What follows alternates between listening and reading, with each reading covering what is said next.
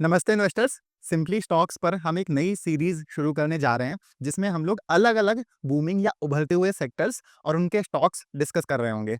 ये इस सीरीज की पहली वीडियो है और आज हम एक नीश सेक्टर प्री इंजीनियर्ड बिल्डिंग्स या पीईबीज और उसके टॉप स्टॉक्स को स्टडी करेंगे। ये सेक्टर यूएस और यूरोप में काफ़ी डेवलप्ड हो चुका है और अब भारत में ये तेज़ी से इमर्ज हो रहा है। तो बिना कोई देरी किए चलिए फटाफट शुरू करते हैं।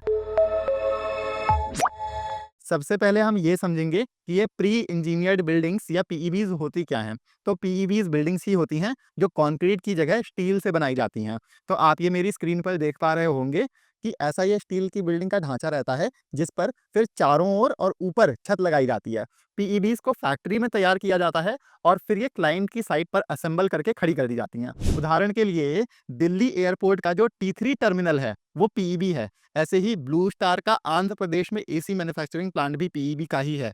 इसके अलावा इधर आप देखोगे तो सोलर मैन्युफैक्चरिंग प्लांट्स और डेटा सेंटर्स भी प्री इंजीनियर्ड हो सकते हैं। ऐसे ही बिरला ओपस का जो हरियाणा में प्लांट या पेंट प्लांट अभी जो लगा है वो भी प्री इंजीनियर्ड है।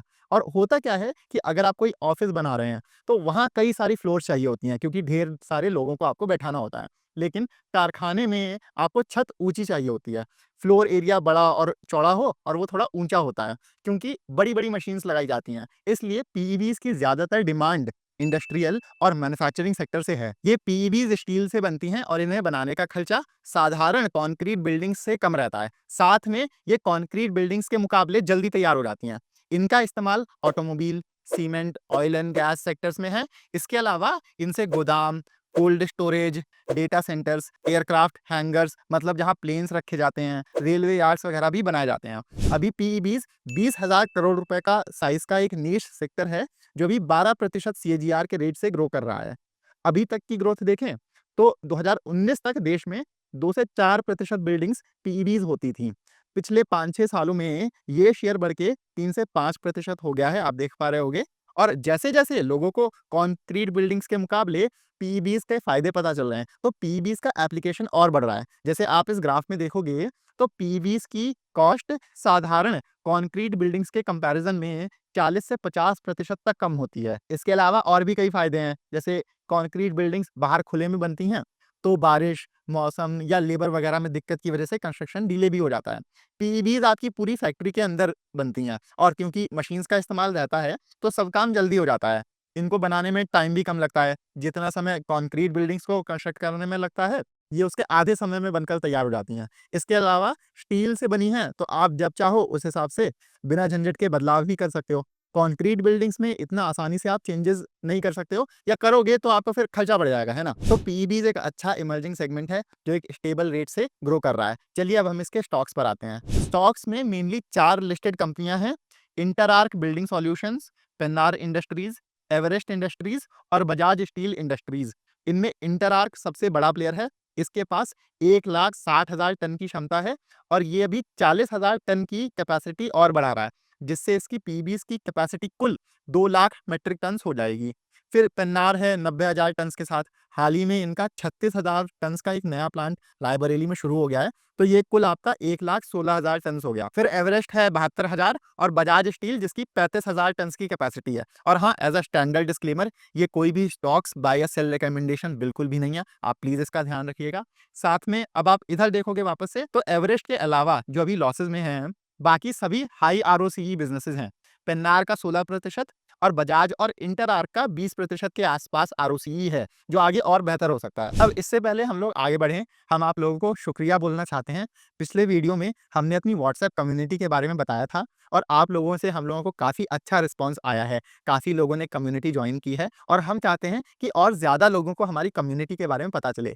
सिंपली स्टॉक्स के ज़रिए हमारा गोल है कि जो सब डेटा और साधन S investors, mutual funds, DIIs और एफआईआईज के पास होते हैं, हम चाहते हैं कि ये सब हम अपनी रिसर्च और कम्युनिटी के जरिए रिटेल इन्वेस्टर्स के पास भी पहुंचाएं। इस कम्युनिटी में हम लोग 100 से ज़्यादा अच्छे-अच्छे स्टॉक्स को स्टडी करते हैं। उनके business model, valuation, risk factors, कैसे रिजल्ट्स आए हैं, सब पर डिटेल में डिस्कशन होता है। यहाँ हम अपना पोर्टफोलियो भी शेयर करते हैं और वन ऑन वन आपके सारे डाउट्स भी क्लियर करते हैं। हाँ, लेकिन हम किसी भी स्टॉक पर बाय या सेल कॉल्स नहीं देते हैं, हम लोग सेबी रजिस्टर्ड नहीं है। अगर आप इंटरेस्टेड हैं तो आप इस नंबर पर व्हाट्सएप कर दीजिए, वरना इसी का हमने डिस्क्रिप्शन में लिंक भी दिया हुआ है, आप उस लिंक से हमें मैसेज कर सकते हैं। और याद रहे, ये एक पेड कम्युनिटी है जिसकी महीने की फीस बस 850 रुपए है। मतलब आपको बस 850 रुपए में हर महीने इतने सारे अच्छे-अच्छे स्टॉक्स पता चलते रहेंगे। इसमें 2 प्लान्स हैं, 6000 रुपए का 6 महीने के लिए और 10,000 रुपए का प्लान साल भर के लिए। 6 महीने वाले प्लान में आपका महीने का खर्चा या सॉरी महीने का रेट 1000 रुपए पड़ेगा और साल भर वाले में आपको मंथली रेट बस 850 रुपए पड़ेगा। अगर आप इंटरेस्टेड हैं तो आप नीचे दिए हुए लिंक से हमें कॉन्टैक्ट करके ये कम्युनिटी ज्वाइन कर सकते हैं। वापस से अपने स्टॉक्स पर आते हैं, तो इनमें सबसे तेज इंटरआर्क ग्रो कर रहा है। इसकी हाल ही के क्वार्टर 4 में मतलब जनवरी से मार्च के महीनों में सेल्स 20% ग्रो करी हैं और इनका आगे भी ऐसे ही 18 से 20% से सेल्स ग्रो करने का टारगेट है या गाइडेंस है। साथ में इंटरआर्क का मैनेजमेंट कह रहा है आगे चल के मार्जिन्स भी बेहतर होंगे। तो अगर हम इस 18 से 20% सेल्स और मार्जिन एक्सपेंशन को साथ में लेकर चलें तो हम इंटरआर्क के लिए 25 से 30% की नेट प्रॉफिट ग्रोथ मान सकते हैं। फिर पेन्नार इंडस्ट्रीज आता है। पेन्नार का 50% बिजनेस पीईबी से आता है। बाकी ये car bodies, steel tubes, hydraulics और अन्य स्टील प्रोडक्ट्स बनाते हैं जो कई अलग-अलग सेक्टर्स में इस्तेमाल होते हैं। पेन्नार के मार्जिन्स कम हैं इंटरआर्क से, अभी ये कई चीज़ों पर काम कर रहे हैं अपना बिजनेस सुधारने के लिए। बाकी इस साल इन्होंने कुछ 15% रेट के आसपास अपनी सेल्स ग्रो करने का टारगेट दिया है। तो इसका सेल्स ग्रोथ रेट पेन्नार का इंटरआर्क से कम है। अगर पेन्नार अपनी मार्जिन्स में सुधार ले जाता है या अपने मार्जिन सुधार कर लेता है, तो इसके बिजनेस में भी अच्छी प्रॉफिट ग्रोथ देखने को मिल सकती है। इंटरआर्क अभी 35 के और पेन्नार अभी 28 के पी पर है जब ये वीडियो रिकॉर्ड हो रहा था। इंटरआर्क को मार्केट ज़्यादा पी दे रहा है क्योंकि उसमें एक तरीके से अभी के लिए सब चीज़ें अच्छी चल रही हैं। फिर एवरेस्ट और बजाज स्टील आपके 2 बिज़नेसेस हैं जो काफ़ी छोटे हैं। ये पीईबीज़ के अलावा बाकी बिज़नेसेस में भी हैं। जैसे एवरेस्ट आपका अन्य बिल्डिंग मटेरियल्स हो गए, जैसे कि टिन शेड्स, वॉल पार्टीशंस होते हैं, फ्लोरिंग वगैरह उनमें भी डील करता है। और फिर बजाज इंडस्ट्रियल मशीन्स बनाने के बिज़नेस में है। जैसे ये कॉटन प्रोसेसिंग मशीन बनाते हैं एक तरह की, जिसका इनके पास भारत में 50% मार्केट शेयर है।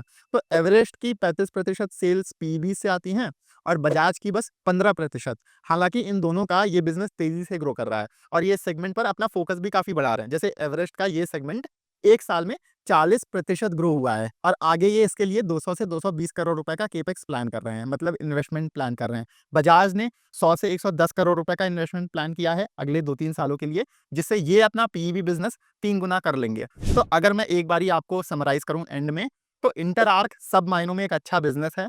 पेन्नार अभी थोड़ा कम एफिशिएंट है, उसमें मार्जिन्स की दिक्कतें हैं, लेकिन मैनेजमेंट का कहना है कि वो उस पे आगे काम करेंगे। एवरेस्ट और बजाज दोनों ही काफ़ी छोटे प्लेयर्स हैं। एवरेस्ट ऑल्दो थोड़ा बड़ा है, लेकिन फिर लॉसेस में भी है। अगर ये लोग अपना पीईबी बिज़नेस अच्छा कर ले जाते हैं, तो ये इंटरआर्क और पेन्नार से ज़्यादा फास्ट ग्रो कर सकते हैं, क्योंकि इनका देखो बेस छोटा है। लेकिन अब क्योंकि ये छोटे बेस पर है, तो आपको इन्हें हर क्वार्टर ट्रैक करते रहना पड़ेगा। रिजल्ट्स इनके कभी भी बहुत अच्छे या कभी भी बहुत बेकार भी आ सकते हैं। और एक्चुअली ये चारों ही स्मॉल कैप बिज़नेसेस हैं, तो आपको इन्हें देखते रहना पड़ेगा। इसके लिए आप चाहें तो हमारी कम्युनिटी जॉइन कर सकते हैं। हम इन चारों ही बिज़नेसेस को ट्रैक करते हैं वहाँ, उसका लिंक डिस्क्रिप्शन में है। बाकी अब आप हमें कमेंट्स में बताओ कि आपको इन चारों में से कौन-सा स्टॉक सबसे ज़्यादा अच्छा लगा है। और हाँ, आपको ये एनालिसिस अगर पसंद आया है, तो इस वीडियो को आप लाइक ज़रूर करिएगा। आप हमारे चैनल सिंपली स्टॉक्स को भी सब्सक्राइब कर सकते हैं। हम आगे ऐसे और इंटरेस्टिंग सेक्टर्स कवर कर रहे होंगे। मिलते हैं अगले वीडियो में। Happy investing.